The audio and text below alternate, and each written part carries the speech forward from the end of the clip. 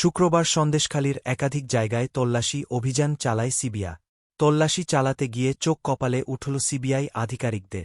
সন্দেশখালীতে উদ্ধার বিপুল পরিমাণে আগ্নেয়াস্ত্র। তৃণমূল নেতা শেখ শাহজাহানের খাস তালুকে বোমাসহ একাধিক অস্ত্র উদ্ধার। শুধু তাই নয়, শাহজাহান ঘনিষ্ঠ এক পঞ্চায়েত সদস্যের বাড়ির নিচ থেকে বোমা ও আগ্নেয়াস্ত্র উদ্ধার করা হল। মেঝে খুঁড়তেই অস্ত্রের সন্ধান মিলেছে বিদেশি আগ্নেয়াস্ত্র। মেটাল ডিটেক্টর দিয়ে তল্লাশি চালানো হয়। উদ্ধার হওয়া বিপুল অস্ত্র বাজেয়াপ্ত করা হয়েছে। সিবিআইয়ের তরফে খবর পেয়ে ঘটনাস্থলে পৌঁছয় এনএসজির কমান্ডোরা। মাছের ভেড়ি বেষ্টিত এই বাড়িতে বিপুল পরিমাণে অস্ত্র, বোমা লোকানো ছিল। বাড়ির সামনের ভেড়িতেও তল্লাশি চালানো হয়। রোবট দিয়ে তল্লাশি চালানো হয় বাড়িতে। দীর্ঘ সময় ধরে তল্লাশি অভিযান চলে। সিআরপিএফ দিয়ে পুরো এলাকা ঘিরে ফেলা হয়েছে। এই ঘটনায় জাতীয় নির্বাচন কমিশনের কাছে রিপোর্ট চেয়েছে দেশের স্বরাষ্ট্র মন্ত্রক। জাতীয় নির্বাচন কমিশন মুখ্য নির্বাচনী আধিকারিক দফতর থেকে এ বিষয়ে রিপোর্ট চেয়েছে। সেই রিপোর্ট জেলা নির্বাচনী আধিকারিকের দফতর থেকে চেয়েছে সিইও। দ্বিতীয় দফা ভোটের দিন ভোটের অশান্তিকে একেবারে টেক্কা দিয়ে দিল সন্দেশখালীর অস্ত্র উদ্ধারের ঘটনা।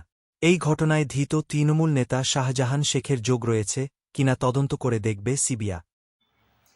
সন্দেশখালীতে যেটা হয়েছে সেটা সাজানো একটা নাটক, একটা অতি নাটকীয় মঞ্চ ভোটের মধ্যে ভোটে প্রভাব ফেলতে, এবং এটাও তদন্ত দরকার যে এই দৃশ্যটা তৈরি করতে কেউ বা কারা, যারা বঙ্গ বিরোধী, বাংলার বিরোধী বদনাম করতে চায়, তারাই এসে কিছু অস্ত্রশস্ত্র রেখে দিয়ে তারাই আবার উদ্ধারের নাটক করছে কিনা, সেন্ট্রাল এজেন্সি গিয়ে উদ্ধার করছে কিনা, ফলে বাংলাকে বদনাম করতে, ভোটের মুখে ভোটকে প্রভাবিত করতে এটা একটা সাজানো নাটক। কিন্তু এক্ষেত্রেও বলবো, যদি আমাদের শত্রুপক্ষ নাটক করার জন্য, বদনাম করার জন্য ওই এলাকায় অস্ত্র ঢুকিয়ে থাকে, তাহলেও সেটা পুলিশের গোয়েন্দা নেটওয়ার্কের নজরে আনা উচিত ছিল, থাকা উচিত ছিল।